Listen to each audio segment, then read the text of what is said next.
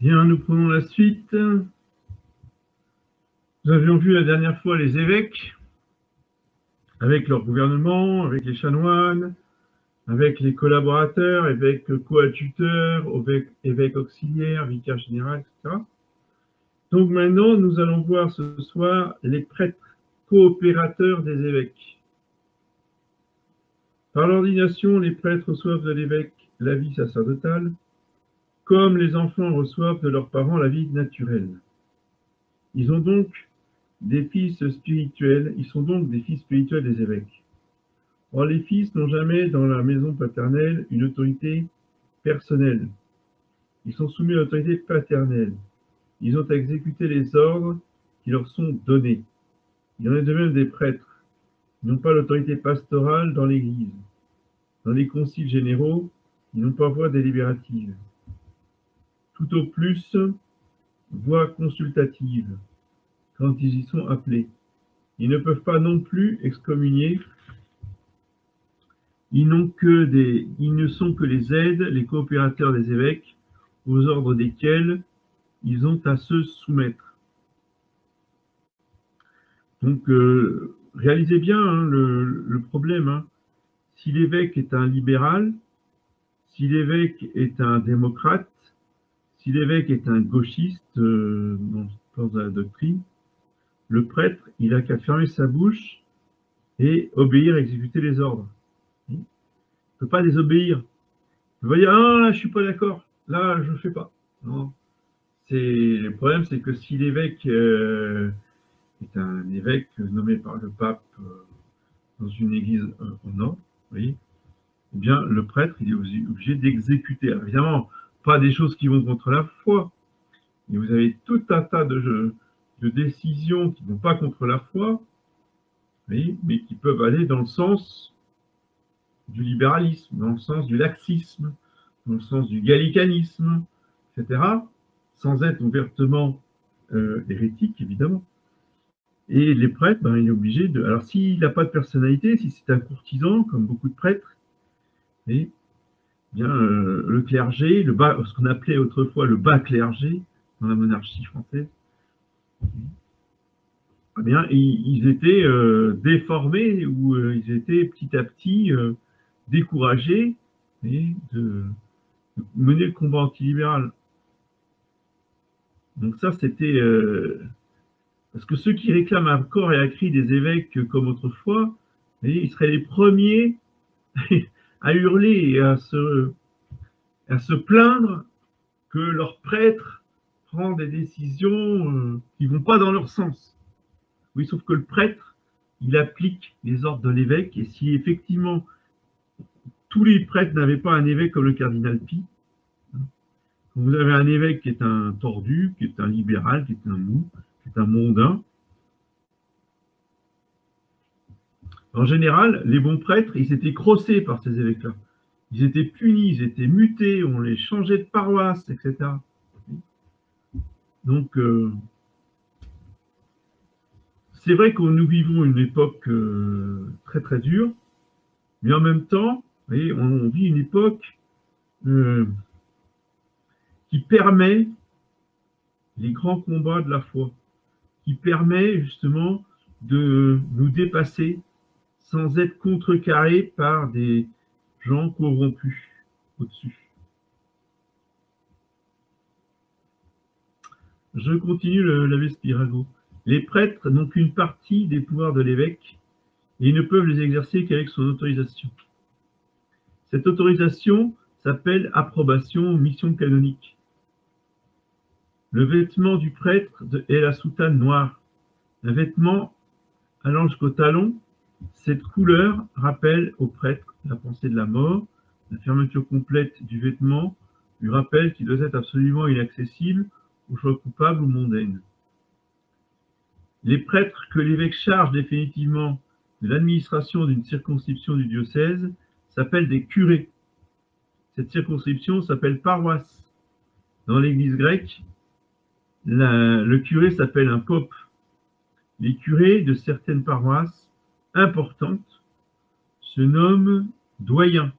J'en ai parlé la dernière fois, Les doyens, c'est les curés qui sont responsables d'un secteur, d'autres curés, qui sont au-dessus des curés d'un secteur.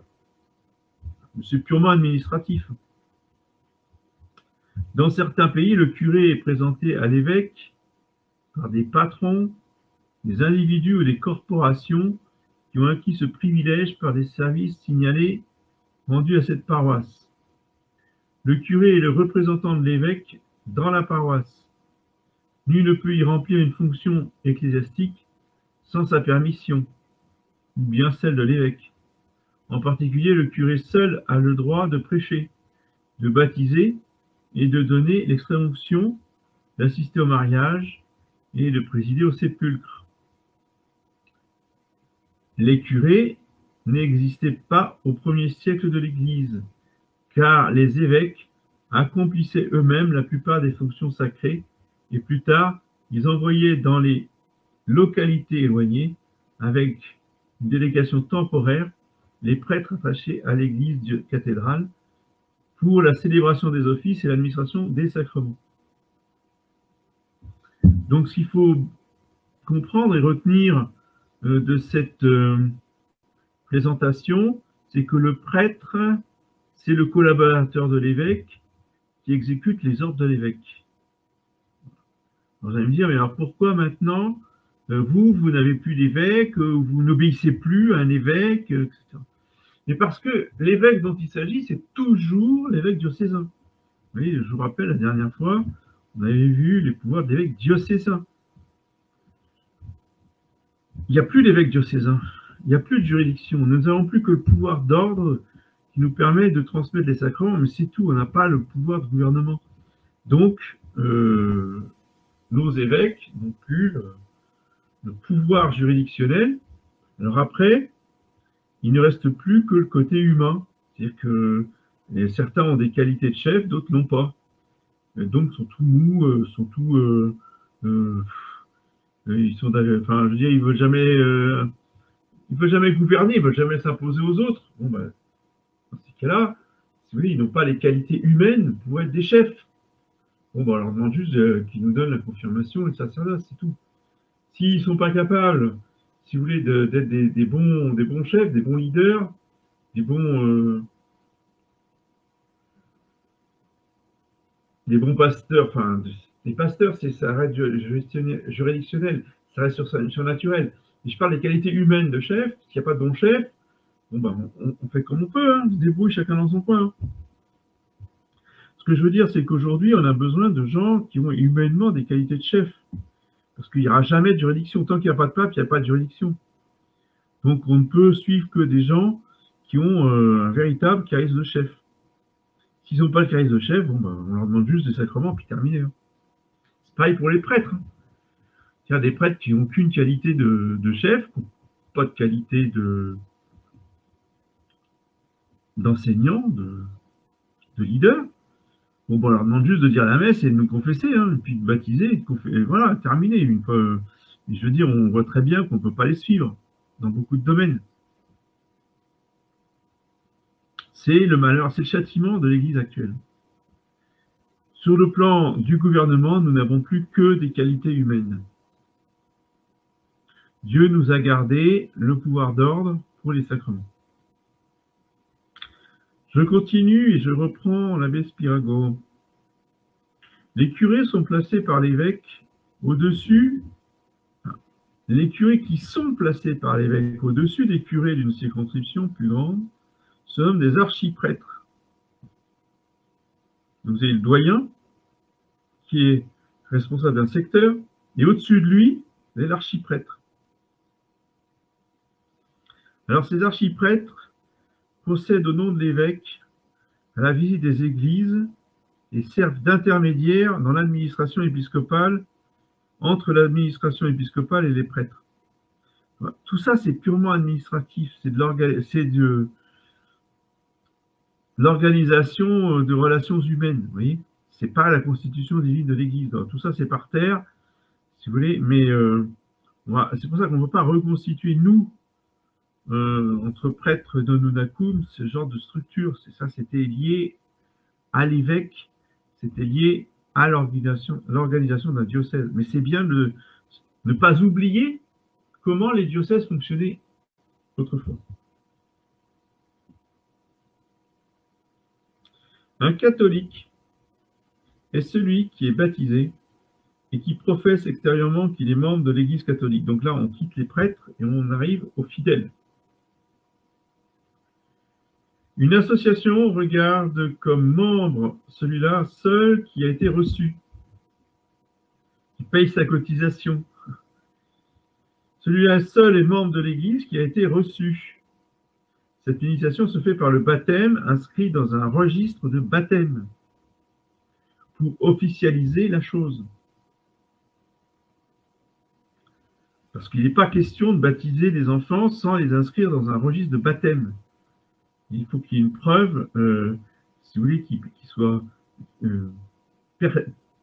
perpétuelle dans le temps, auquel on puisse toujours se référer. Et la référence, quel que soit le prêtre, parce que donc évidemment dans les lieux de culte, ça tourne sur 10-20 ans, on n'a pas forcément toujours les mêmes prêtres, mais le registre, il est toujours là, et donc on se réfère toujours au registre du lieu où on a été baptisé, ou du registre du lieu où on a été confirmé.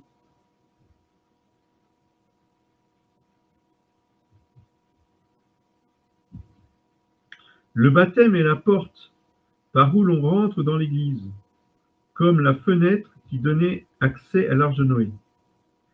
Aussi, l'Écriture sainte compte-t-elle comme membres de l'Église les 3000 Juifs qui se sont fait baptiser le jour de la Pentecôte. Oui, à partir du moment où ils se sont fait baptiser, ils sont rentrés dans l'Église, officiellement. De plus, il faut faire profession extérieure de cette qualité de membre de l'Église. Quiconque s'en sépare, par l'hérésie par exemple, cesse d'être membre de l'Église, quoique devant Dieu, il ne soit pas libéré des obligations imposées par le baptême. Il est dans la situation d'un soldat qui a déserté son drapeau et qui est passé à l'ennemi. Les païens, les juifs, les hérétiques et les schismatiques n'appartiennent pas à l'Église catholique, mais bien leurs enfants baptisés, eux, appartiennent à l'Église catholique. En effet, le baptême est un bien de la seule vraie Église. À partir du moment où il y a un vrai baptême, le baptisé appartient à l'Église. Il faut attendre l'âge de raison, ou un peu plus tard, que l'enfant rejette l'enseignement de l'Église catholique et adhère à sa propre secte. Qu'il pense ou qu'il choisisse ce que dit le pasteur auquel l'amènent ses parents. Il dit, mes parents, ils croient ce que dit le pasteur, moi je crois ce que dit le pasteur et je rejette ce que dit l'Église de Rome. Ça, c'est un acte posé et l'enfant, là, quitte l'Église catholique pour rentrer dans la secte de ses parents, schismatique ou hérétique. En effet, le baptême est un bien de la seule vraie Église. Ses fruits n'appartiennent donc qu'à l'Église catholique. Mais ces enfants baptisés sont séparés de l'Église. Quand arrivés à l'âge de raison, ils font profession d'hérésie. Par exemple, en recevant la scène dans un temple protestant, ils y adhèrent de manière libre et ils rentrent donc dans la secte protestante en quittant l'Église catholique. Quand ils sont bébés, ils font partie de l'Église catholique. Les chrétiens ont porté d'abord différents noms. On les appela d'abord les Nazaréens, parce que Nazareth était le domicile du Christ. Plus tard, on les a appelés les Galiléens, parce que les Juifs s'imaginaient que Jésus-Christ en était originaire. Le nom de chrétien apparut pour la première fois dans la grande communauté d'Antioche, où Saint Pierre et plus tard Saint Ignace furent évêques.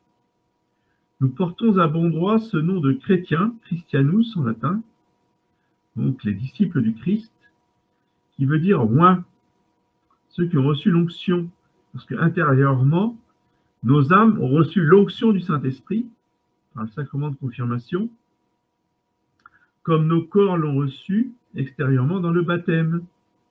De plus, notre vocation est de devenir semblable à Jésus-Christ. Ce nom ne vient pas des hommes, il vient de Dieu.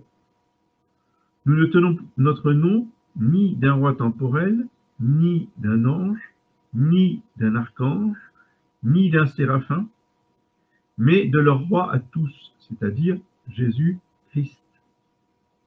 Le titre de chrétien est aimé par Dieu, mais il est méprisé par les vicieux et par les orgueilleux.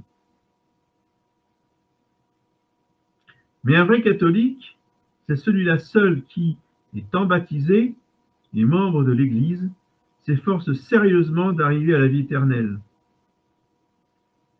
Par conséquent, croit aux doctrines de l'Église. Il garde les commandements de Dieu et de l'Église. Il reçoit les sacrements et il prie selon la manière prescrite par Jésus-Christ. On n'est donc pas un vrai chrétien quand on ne sait même pas la doctrine chrétienne. Si on ne connaît pas son catéchisme, on ne peut pas se prétendre chrétien. On est alors dans le cas d'un individu qui se donne comme peintre ou comme médecin et qui n'entend rien à son art. Quelqu'un qui n'a jamais mis les pieds dans une faculté de médecine et qui va se déclarer médecin. Un chrétien qui ne connaît pas la doctrine du Christ dans le catéchisme, c'est la même chose. C'est un charlatan, c'est un imposteur. On n'est pas non plus vraiment chrétien quand on ne vit pas d'après la morale du Christ. Il disait aux Juifs, si vous êtes les fils d'Abraham, faites aussi les œuvres d'Abraham. Ce qui signifie, si vous voulez être chrétien, faites aussi les œuvres des chrétiens. Une vie mauvaise nous fait perdre le titre de chrétien. Si donc nous voulons être chrétiens, vivons comme le Christ. Un vrai chrétien, c'est celui qui est doux, bon, miséricordieux, à l'égard de tous, qui partage son pain avec les pauvres. Le Christ dit lui-même, on reconnaîtra ses disciples à leur charité envers le prochain, qui est par conséquent comme l'uniforme du chrétien. Un chrétien qui ne reçoit pas les sacrements, qui ne prie pas, ressemble à un soldat sans armes, à un artisan qui n'exerce pas son métier. À notre époque, il n'y a que trop de chrétiens qui ne méritent que leur nom, qui ne méritent pas leur nom. Ils portent ce titre parce qu'ils ont reçu le baptême, mais ils vivent comme des païens. On pourrait les appeler des chrétiens sur le papier ou des chrétiens de papier. Quelle responsabilité pour l'éternité! D'un champ mieux labouré, on est en droit d'attendre des fruits plus abondants. De même, on peut d'un chrétien exiger des vertus plus nombreuses qu'un d'un païen, parce que celui-là a plus de grâce à sa disposition. Chaque catholique a des droits et des devoirs. Il a droit aux moyens de sanctification de l'Église et il a l'obligation d'obéir au chef de l'Église en toutes les choses de la religion, de contribuer à leur entretien ainsi qu'aux frais du culte divin. Donc vous voyez, c'est réciproque. Les devoirs sont réciproques. Le devoir des prêtres, c'est de donner aux fidèles les moyens de sanctification, spécialement les sacrements, mais aussi les bons conseils, les bons sermons, les bonnes retraites, etc. Tous les moyens surnaturels de sanctification. Et en retour, les fidèles ont l'obligation d'obéir, de suivre, si vous voulez, les conseils des prêtres dans les choses de la religion, et de contribuer à leur entretien, c'est l'entretien personnel des prêtres, en offrant des intentions de messe, c'est pour le prêtre, et en faisant des offrandes, en particulier le denier du culte, pour les associations qui gèrent les chapelles, qui organisent, si vous voulez, tout l'entretien des chapelles. L'Église ne force personne à en faire partie, mais quiconque y entre librement, ou y reste, est tenu de se soumettre à ses lois. Parce qu'il y en a qui voudraient être catholiques, vrais catholiques, mais c'est eux qui font la loi. L'Église doit se plier à leur volonté, à eux. Ça, c'est extraordinaire. Ça. Donc ça, il faut tout de suite abandonner ce genre d'illusion. C'est à nous d'obéir aux lois de l'Église et pas l'inverse. En certains cas, la désobéissance aux lois de l'Église peut entraîner l'excommunication, c'est-à-dire l'exclusion de l'Église. L'excommunié perd tout droit au bien spirituel de l'Église, à la participation aux offices, à la réception des sacrements, à une fonction ecclésiastique, à la sépulture chrétienne. Il n'a plus part aux prières, aux bénédictions de l'Église. L'excommunication est encourue ipso facto par certains crimes, comme l'apostasie, l'entrée dans la franc-maçonnerie, le duel. Et le duel, attention, ça a tendance à revenir à la mode, ça. Se battre en duel à mort, hein, j'entends, on sort les armes, hein. On ne plaisante pas, c'est-à-dire qu'on est prêt à se tuer, vous voyez, c'est l'excommunication ipso facto. Là, on quitte l'Église catholique, mais direct. Quand même le rappeler, hein, pour ceux qui ont les doigts ou les poings qui les démangent.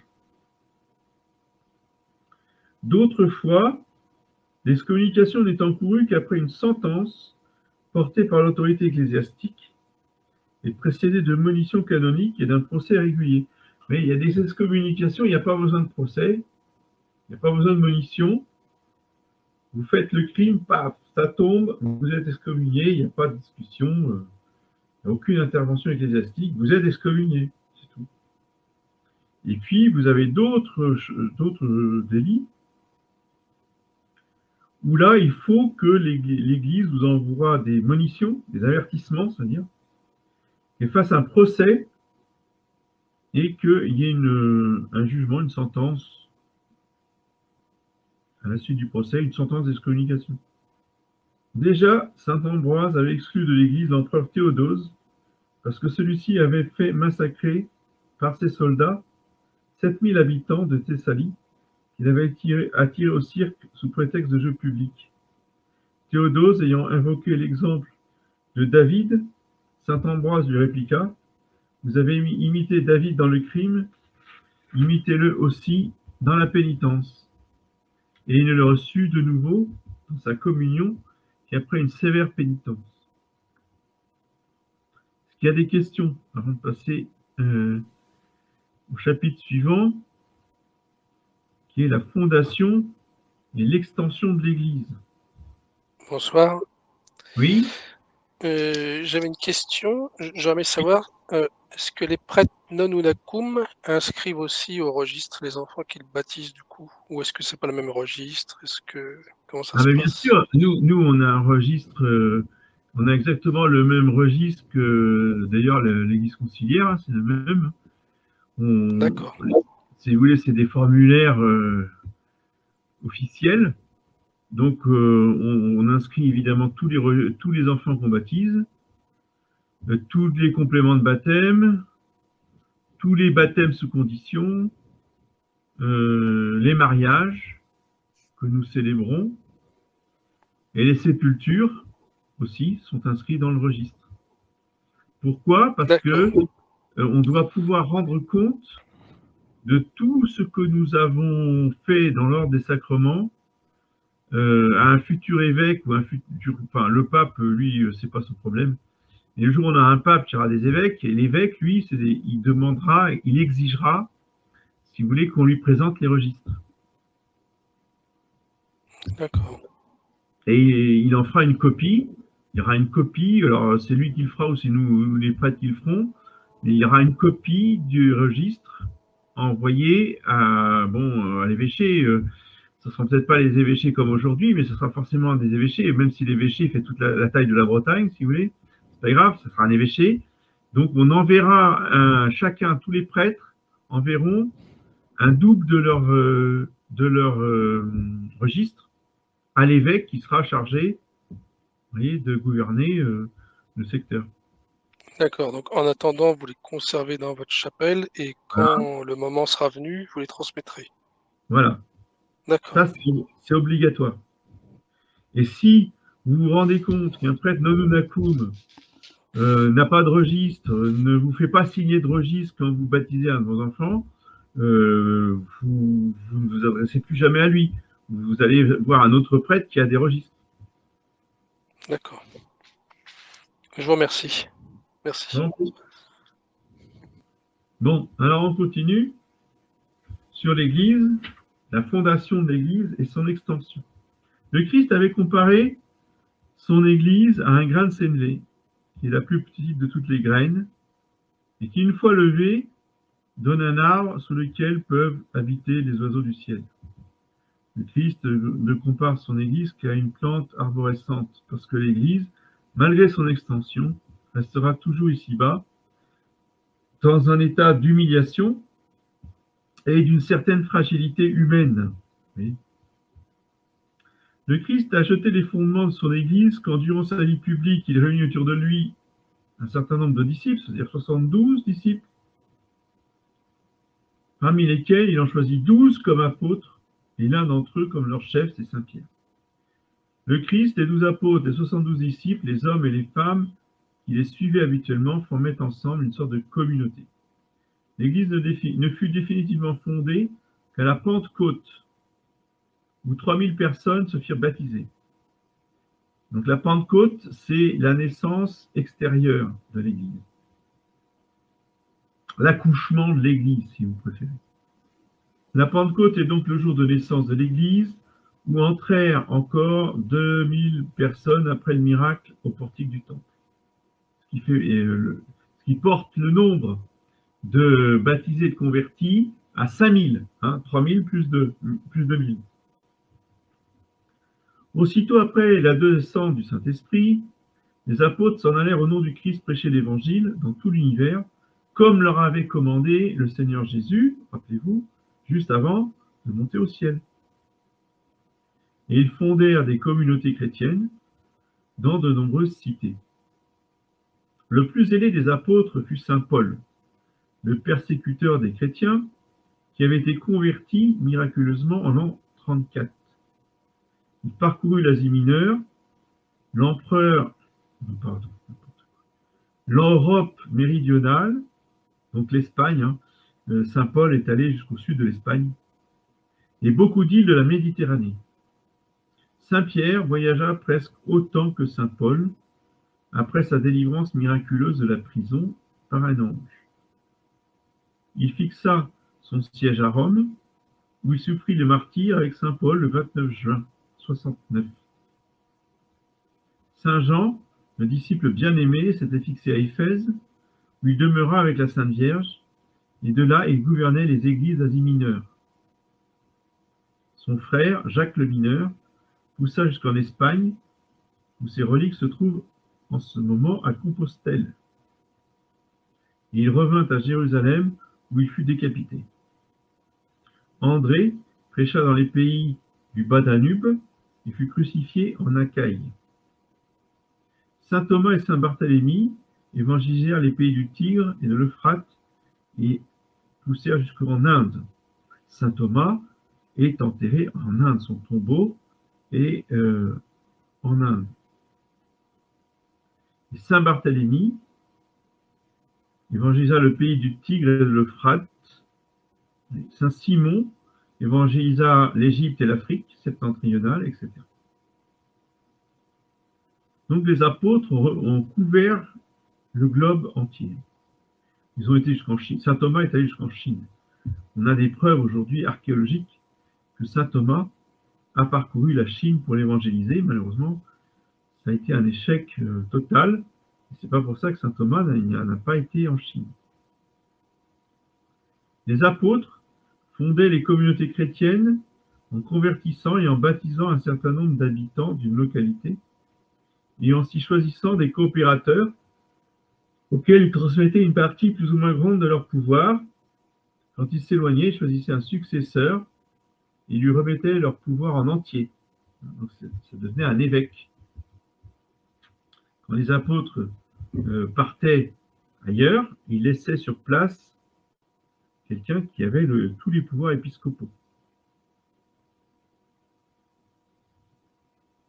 La communauté chrétienne de Rome prit le premier rang parmi les autres, parce qu'elle fut gouvernée par saint Pierre, le chef des apôtres, et parce que toutes les prérogatives et tous les droits de saint Pierre passèrent à l'évêque de la communauté romaine. Saint Ignace d'Antioche écrivit aux chrétiens de Rome pour les prier de ne pas le délivrer. Dans son épître, il appelait l'Église de Rome la maîtresse de l'alliance sainte des fidèles, c'est-à-dire la maîtresse de la chrétienté. Saint Irénée de Lyon écrivait aussi « Il faut que tous les fidèles de l'univers soient en accord avec l'Église romaine à cause de son éminente primauté. » Donc dès le départ, pour les catholiques, si vous voulez, la règle de la foi, la règle de la pensée chrétienne, c'est Rome. Si on pense comme Rome pense, alors on est dans la vérité.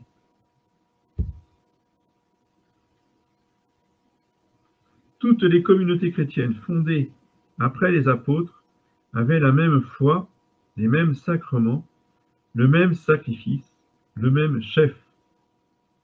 Ensemble, elles formaient une seule grande communauté qui était l'Église catholique. Quand les persécutions éclatèrent, l'Église se répandit encore plus rapidement. Durant les 3 premiers siècles, il y eut 10 grandes persécutions suscitées par les empereurs romains. Les plus terribles furent celles de Néron et de Dioclétien. Donc Néron 54-68, Dioclétien 284-305. Ce tyran fit martyriser près de 2 millions de chrétiens, de sorte qu'en 10 ans, on peut compter près de 17 000 martyrs par mois. 17 000 martyrs par mois. L'Inquisition n'a jamais fait ça. Les ennemis de l'Église sont les plus grands criminels, les plus grands meurtriers. Le genre de martyr était d'une très grande variété. C'était le crucifiement pour saint Pierre, la tête en bas, la décapitation pour saint Paul, la lapidation pour saint Étienne, l'exposition aux bêtes féroces pour saint Ignace d'Antioche.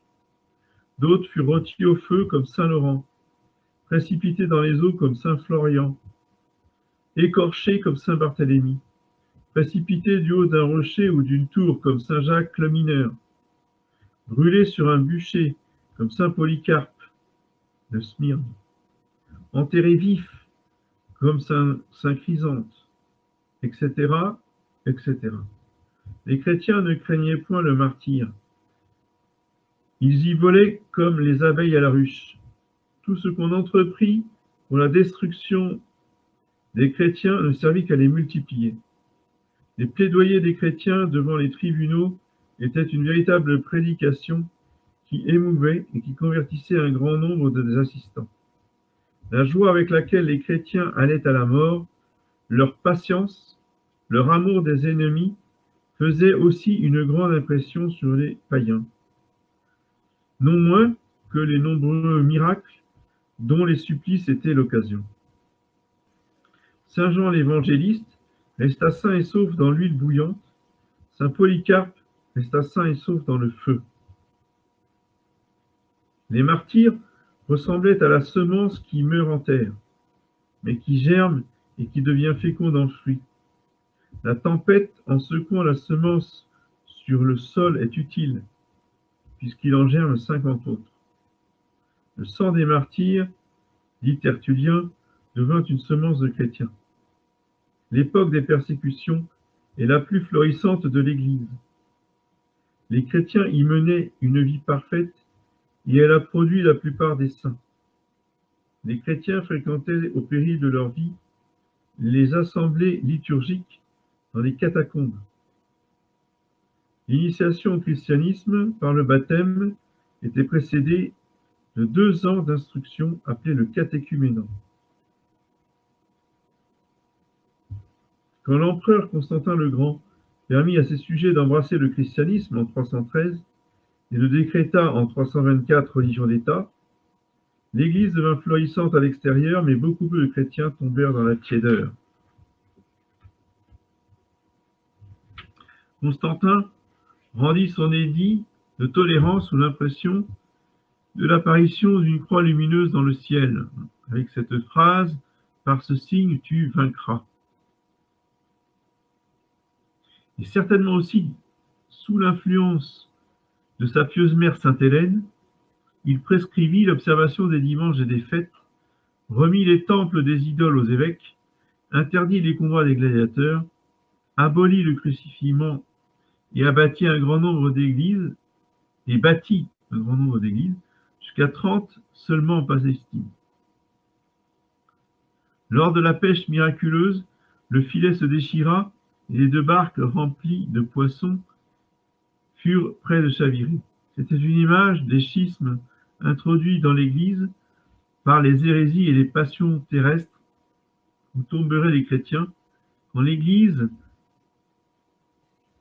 prendrait de l'extension et jouerait de la paix. Aussi, du temps de Constantin déjà, plus facile pour apparut la pernicieuse hérésie d'Arius, on appelait l'arianisme, qui se répandit au loin. On devint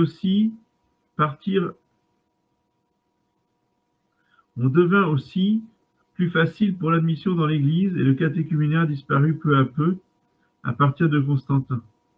Aussi saint Augustin disait-il avec raison, quand l'Église est tranquille du côté de ses ennemis extérieurs, elle en trouve beaucoup dans son sein, qui déchirent le cœur des bons par leur mauvaise conduite.